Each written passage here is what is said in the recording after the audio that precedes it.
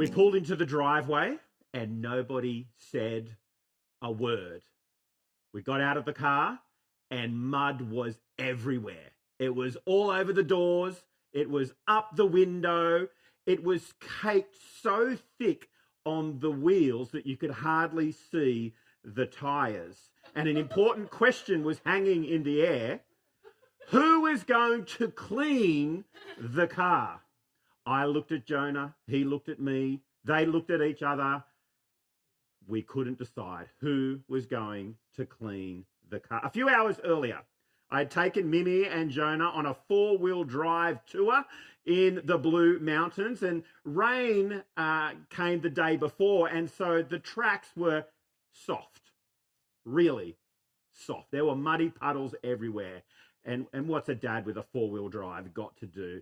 You got to go through those muddy puddles as fast and as safely as you can just to watch the mud fly into the air and all over the car. It was so much fun until we got home and got out and pointed at each other and said, who is going to clean this car? With only a garden hose in the driveway, there was no way that anyone was going to be able to clean the mess off the car. So I did what any self-respecting adult would do. I drove the car down to the car wash. I paid the premium fee and got someone else to clean the car. And it came up an absolute treat. Now, there are many things in life that are good to keep clean. The car, your clothes, your teeth, and many other things as well. But what if there was a stain that you couldn't pay someone to remove? Maybe deeper than that, maybe a feeling deep inside of being unclean. What do you do then? And for whatever reason you might feel that, maybe because of past decisions that you have made, that you now think that you are dirty or unclean, or maybe it's because of circumstances outside your control, things that have happened to you by others, decisions that others have made that have affected you, or the way other people see you or talk about you or act around you, and you feel unclean. Well, in our reading today from Matthew chapter 8, we see at least 3 people, and more than that, who knew that feeling on the inside. Unclean, unwelcome, unwell. And yet Jesus came to each one of them, spoke to them tenderly, touched them gently, and their entire lives were transformed. So if you're feeling a bit uneasy, unwelcome, unwell, unclean on the inside, this passage is wonderfully liberating and encouraging for you. Now, this chapter 8, follows, as Chris said, the Sermon on the Mount, where at the end of Matthew chapter 7, we're told that the crowds were astonished at the teaching of Jesus because he taught like one who had authority and not like the religious leaders of the day. And now as we come down the mountain into chapter 8, we see the authority of Jesus is not limited to his words, but you see it also in his works, in what he does in the world below. And there's one big idea that I want you to see tonight, a common truth in each of the 3 miracles that we see in Matthew chapter 8, and it is this, that Jesus' power to clean is greater than sin's power to contaminate. If you forget anything else tonight, don't forget that. Jesus' power to clean is greater than sin's power to contaminate. 3 miracles. Let's look at the first one. Chapter 8, verses 1 to 4, the unclean made clean. This first miracle comes to a Jewish man who has a significant skin disease, we are told. And it's not specifically clear what disease he has. It's most likely that he had what we would call now as leprosy, which is a disfiguring skin disease. And it may not be what you first think. You might think of this really contagious thing that's quite painful. Actually, it wasn't like that at all. Leprosy affected the nerves in the skin so that you stopped being able to feel pain. And so back in the day, people would lose fingers and toes if they had leprosy, not because of the pain, but because they couldn't feel pain. And so they would do things, burn themselves or step on things or cut them, and they wouldn't even know because they'd lost that feeling. The world had become numb to them. And in Jewish law, in Leviticus chapter 13, it got worse than just the physical effects of leprosy, because if you were diagnosed with leprosy under the Jewish law, you were required to move outside of town, to live out in the wilderness, and you would wear torn clothes. And if anyone ever came near you, you had to speak a certain phrase. Do you know what it was? Unclean, unclean, to warn other people not to get too close to you. Because under Jewish law, it wasn't superstition, it was their ceremonial system, that if somebody touched somebody who was unclean, they too would become ceremonially unclean and would be excluded from the community. And so this man, he was cut off from being able to work. He was cut off from being able to participate fully in society. And most likely he was probably cut off from his family. You know, no handshake at the beginning of the day, no warm hug at the end of the day. And so when he approaches Jesus, he breaks all the social rules because he's desperate. He's desperate. Look at verse 2. Right away, a man with a serious skin disease came up and knelt before Jesus, saying, Lord. Now, that's a good way to address Jesus. That is actually who he is. If you are willing, you can make me clean. Now, notice two things in this man's request. Firstly, he asked Jesus to make him clean, not better. That's interesting, isn't it?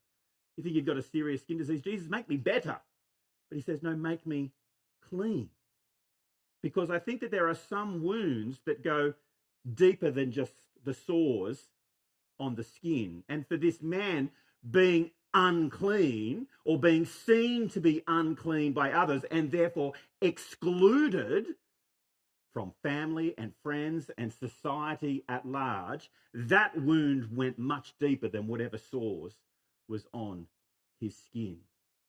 That's the first interesting thing. The second thing is, notice he doesn't say to Jesus, if you are able, you can heal me.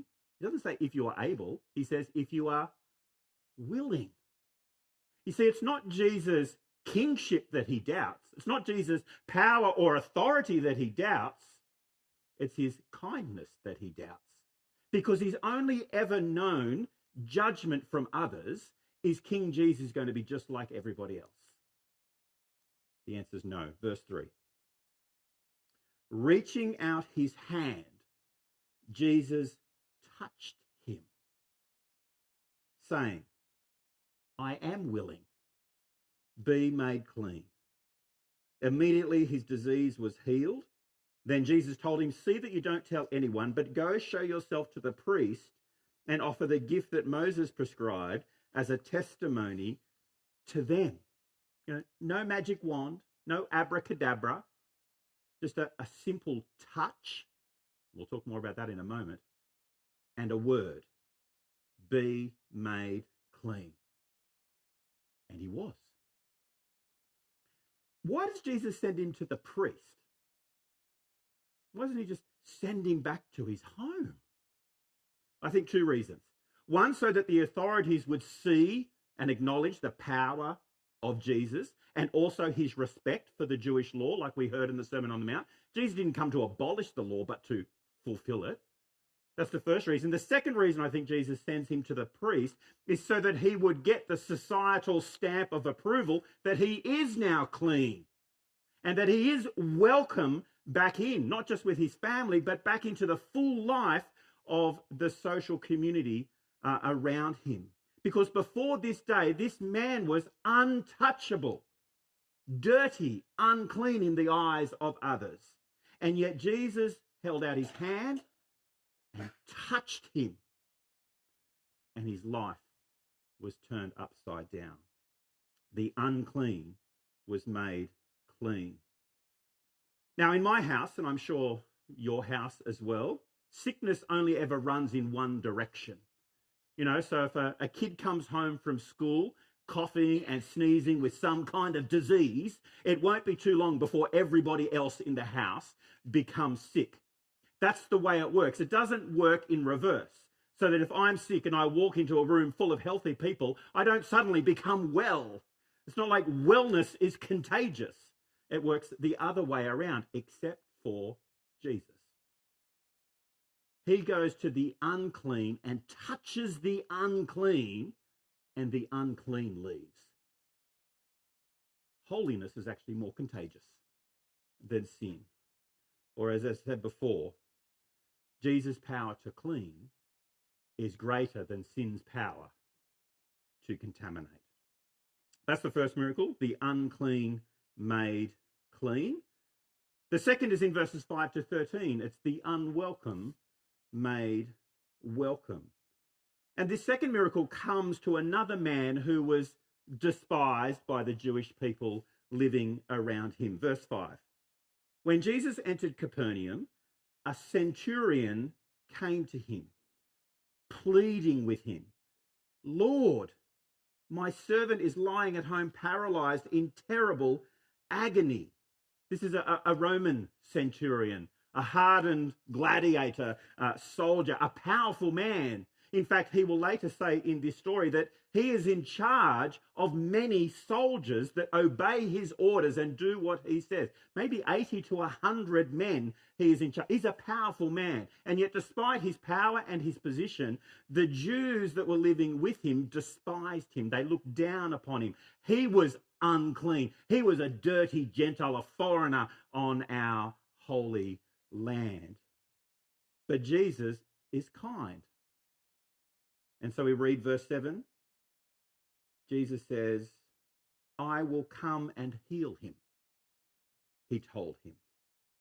But before Jesus can begin walking to the Roman centurion's house, the centurion stops him, verse 8, and says, "Lord, I'm not worthy to have you come under my roof." Now, why does he say that?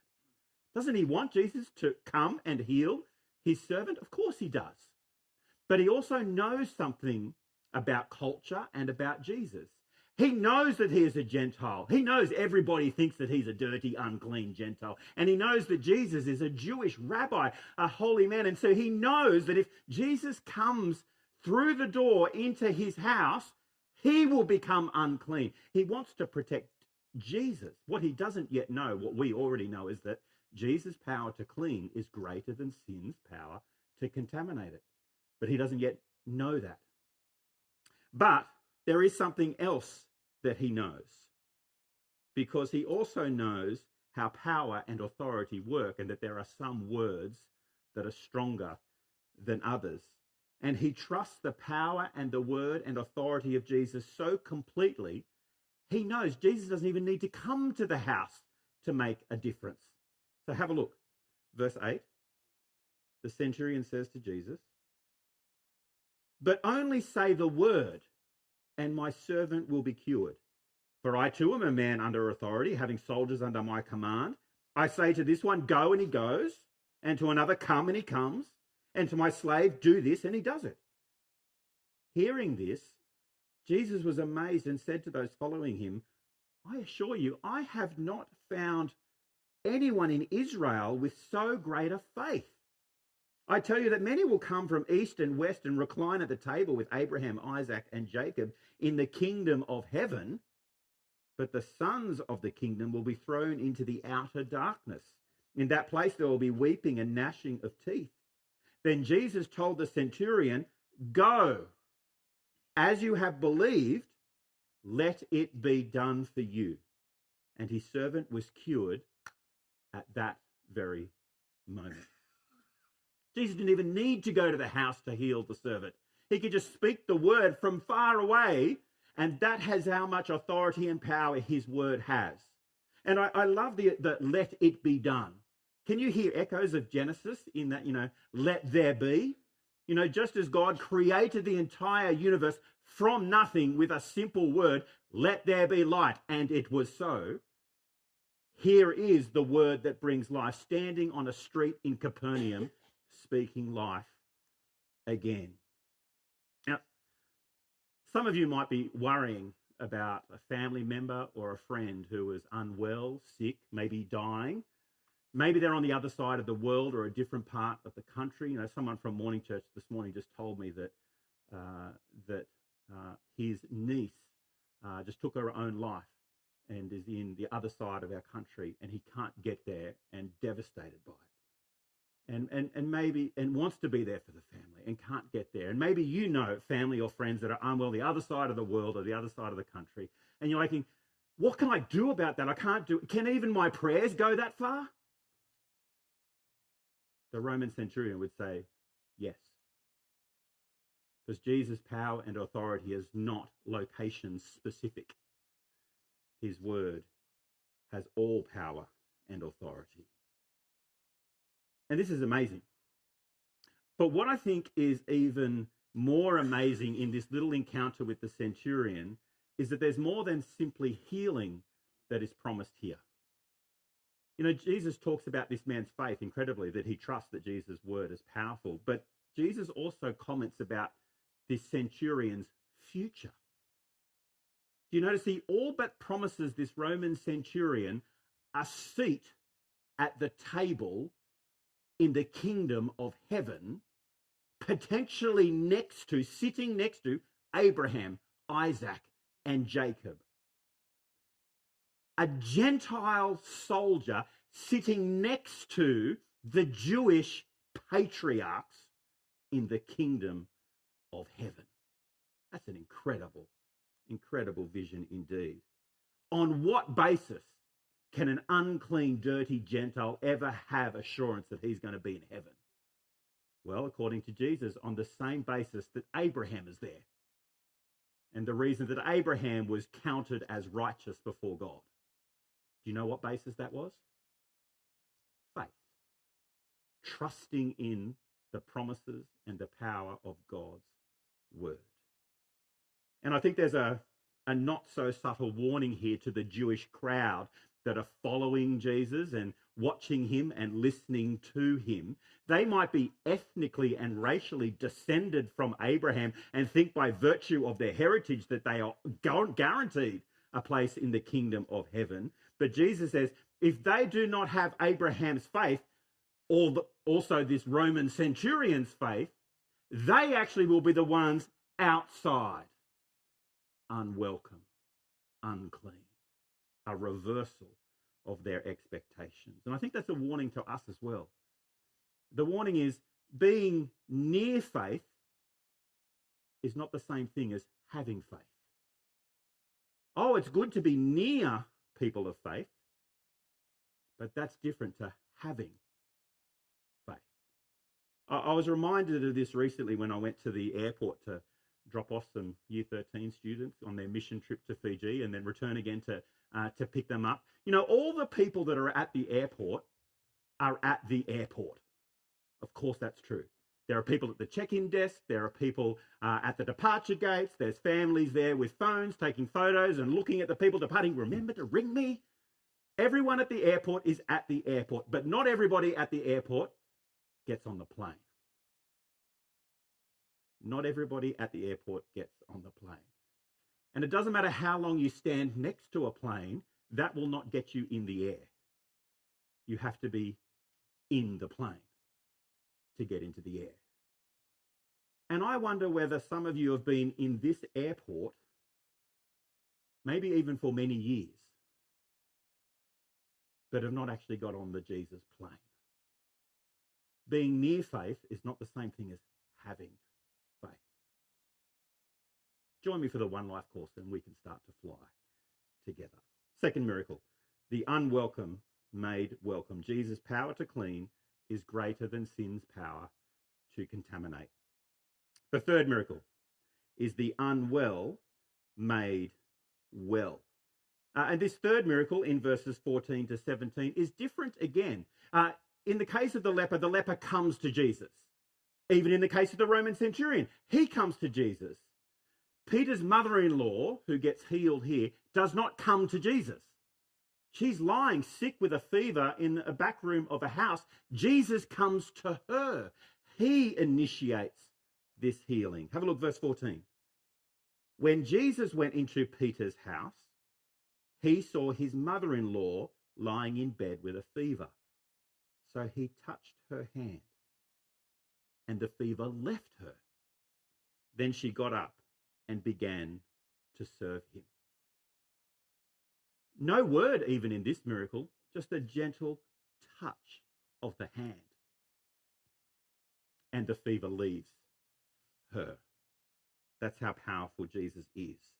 Now, sometimes people get a bit hung up on the fact that as soon as she's made better, the first thing that she does is go to the kitchen and start serving Jesus. And it's not a comment from Matthew about, a true Christian woman's place is in the kitchen. That is not what Jesus or Matthew is saying right here. In fact, the very word that Matthew uses to describe what Peter's mother-in-law does for Jesus, serve him, is exactly the same word that is used of angels, of what they did to Jesus after his testing in the wilderness. So Peter's mother-in-law is doing what the angels do. She's on angel business, and that is no menial task. And I mean, just even in reality, if anyone has nursed a sick household through a bad week, you know that there are some times in life where people need to carry the tray for you, and then there are other times when you are well and you can carry the tray for others. That's just what life, and in particular the Christian life, is all about. There are times when you need to be carried, and there are times when you can do the carrying. And then this passage ends with blessing flowing out from this house to the wider community. Verse 16, when evening came, they brought to him many who were demon-possessed. He drove out the spirits with a word and healed all who were sick. And again, we see just the authority and power of Jesus. His word can reach even the deepest and darkest places of the human that no person can see, touch, or feel, their soul. People who are unwell, not just physically with a fever, but unwell in their soul, Jesus' word can penetrate into there and make the unwell well. Because Jesus' power to clean is greater than sin's power to contaminate. Now, you may not have a serious skin disease. I hope nobody is here with leprosy tonight. I'm pretty confident in that. And you may not also be tormented by demons. And that is a good thing, absolutely, as well. But you may know what it feels like to be unclean. You may know what it feels like to be unwelcome. And you may also know what it feels like to be unwell, either physically or on the inside. And if that is you, then you are in the perfect place to experience healing from King Jesus. Now, I do need to be careful as I say that, don't I? We need to be careful about how we communicate that to those around us. Of course, when the kingdom of heaven breaks into this world, when the King of heaven comes into this world, it is right and good that you see renewal and transformation because the kingdom is coming. And the miracles are a sign that the kingdom of heaven is coming. And yes, Jesus has come, but the kingdom is not here in its totality, in its full reality. Minchinbury is not heaven. It's pretty good, but it is not heaven. I remember as a child moving into a new house that my parents had purchased. And I know it was their house. I saw their names on the contract and they had the keys. It was our house. And yet the house wasn't finished. There was no carpet, there was no tiles, there was no railings on the balcony. There was hardly any paint on any of the walls. And there were boxes everywhere.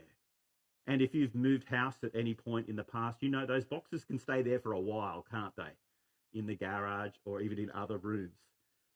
It is home, but not in its full reality.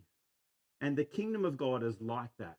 The kingdom really is here. Jesus has come, and yet we're not experiencing the full reality of life in that kingdom just yet. Our bodies still hurt. Yes, there will come a day when there will be no more crying or mourning or pain or death, But that is not yet.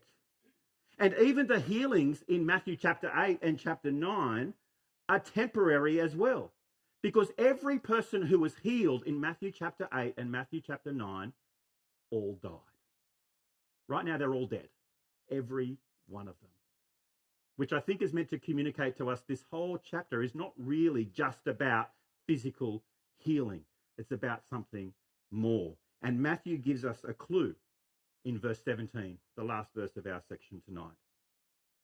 Verse 17. So that, or in other words, all of these miracles happen so that what was spoken through the prophet Isaiah might be fulfilled, that he himself took our weaknesses and carried our diseases. Now, if you were with us at church last term, this verse I'm hoping might be familiar to you because we studied the book of Isaiah last term. And this verse comes from Isaiah chapter 53, verse 4, talking about the suffering servant of the Lord who would be pierced for our transgressions, crushed for our iniquities, would actually die the death that sinners deserve so that they don't have to, so that they could be forgiven and declared right with God, not on the basis of what they do, but because of what the suffering servant has done in their place. And Matthew, I think, deliberately quotes Isaiah chapter 53 to tell us as the reader, all of these miracles that are happening are like giant signposts to what Jesus is going to do on the cross. What Jesus will do on the cross. Because at the cross, Jesus would take the disease which has affected and infected all humanity onto himself. And I'm not talking about a skin disease that makes people's hands and toes and fingers numb. I'm talking about a disease that makes our hearts numb towards God. It's the disease of sin, isn't it? Where our hearts have this propensity to say, God, I don't want you to be my God. I want to be the one that's in control of my own life. And that leads to a whole bunch of brokenness in our world. And at the cross, Jesus would take that disease upon himself, pay for it in full, and so forgiveness and cleansing would flow out to all those who, like the centurion, would trust in him. Jesus would be excluded so that we could be included. He would be cast aside so that we would be welcomed in. He would be forsaken so that we never have to. Every time Jesus heals somebody in chapter 8 of Matthew is a rehearsal of what's going to happen at the cross. Jesus' power to clean is greater than sin's power to contaminate. Like my car, after a day in the mud, you may think that your life can never be made clean, that you can never pay to clean up that mess, whether it's your own or whether it's something that somebody's done to you. But like my car, if you take it to the right person, it can be made clean. And wonderfully with Jesus, you don't need to pay for it. He's already paid for it on your behalf.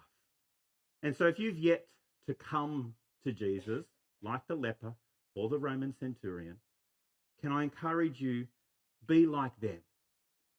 Humble yourself, come to Jesus, fall on your knees. I know that he's not physically here, but you can fall on your knees and you can pray to him. Maybe a prayer like this: Lord, I know you are willing and I know you are able to forgive me, cleanse me, and change me. I know you have already died on the cross to take away the greatest affliction and disease that humanity has ever known. I know that. So, Lord, forgive me. Take away the uncleanness in my heart and transform my life to your glory. That is something that you can pray. So why don't you do that before you go home tonight? And I think you'll hear the same words that the leper heard from Jesus. Lord, are you willing to make me clean? I am willing, says Jesus. And I imagine that many of you already know the cleansing power, the forgiving love, the generosity and kindness of Jesus. Can I encourage you to keep trusting in him? Let the centurion's faith be a model of your faith. that you keep trusting in Jesus. And like Peter's mother-in-law after she was cleansed and healed, serve Jesus. And there are a myriad of ways that you can serve Jesus, do angel business. But I think there's one particular way from Matthew chapter 8 that I think would be good for us to listen to. Do you know there's one little word that Jesus says to both the leper and the centurion? A two-letter word.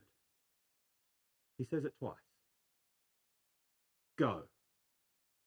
He says to the leper, go, show yourself to the priest. To the Roman centurion, he says, go, and your servant will be made well. Do you know at the end of Matthew's gospel, all Jesus' disciples will hear that same word again in Matthew 28. Go and make disciples of all nations, from the east and the west, from anybody who might feel unclean and excluded and unwell. Go. Teach them about me. Teach them about my grace and love and kindness and what I've done on the cross for them, so that they too can become members of the kingdom of heaven. Go.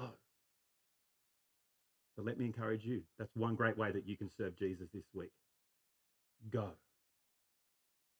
And can you just imagine the impact that we could have if we all went and proclaimed the good news of the kingdom? You know, in Revelation, there is this wonderful picture of people from the east and the west, from all nations, gathered around the throne of God, singing his praise.